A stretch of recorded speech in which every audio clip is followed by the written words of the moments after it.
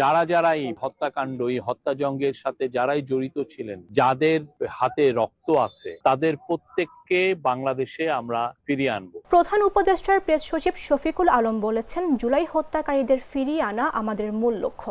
এটা আমাদের শপথ, আমাদের অঙ্গীকার। 24 জুলাইয়ে আন্দোলনে দেশের অসংখ্য শিক্ষার্থী জনতাকে হত্যা করেছিল ফ্যাসিস্ট সরকার। আন্তর্জাতিক অপরাধ ট্রাইব্যুনালে প্রমাণিত হয়েছে ফ্যাসিস্ট সরকারের গণহত্যার চিত্র।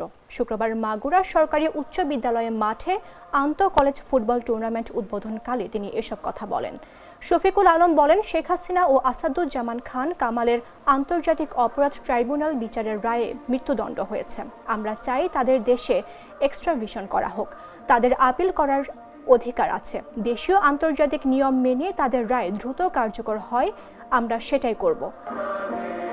আমরা চাই যে যারা যারা এই হত্যাকাণ্ড, এই হত্যাযজ্ঞের সাথে যারাই জড়িত ছিলেন, যাদের হাতে রক্ত আছে, তাদের প্রত্যেককে বাংলাদেশে আমরা ফিরিয়ে আনবো। এটা আমাদের শহীদদের কাছে আমাদের দায়, আমাদের শপথ।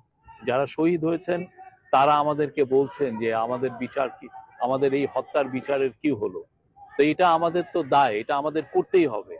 এটা আমরা যদি ফেল করি সেটা আমাদের পরবর্তী জেনারেশন নিবে। বাট এই জায়গায় কোনো ছাড় কারো নাই, কেউ ছাড় দেওয়ার নাই। বাংলাদেশের প্রত্যেকটা মানুষ, 18 কোটি মানুষ এখানে একতাবদ্ধ। তাদের ছেলে মেয়েদেরকে যারা খুন করেছে, যাদেরকে পঙ্গু করে দিয়েছে, যাদেরকে জীবনকে বিভীষিকাময় করে দিয়েছে, আমরা তাদেরকে বাংলাদেশে এনে বিচারের আওতায় রাখবো।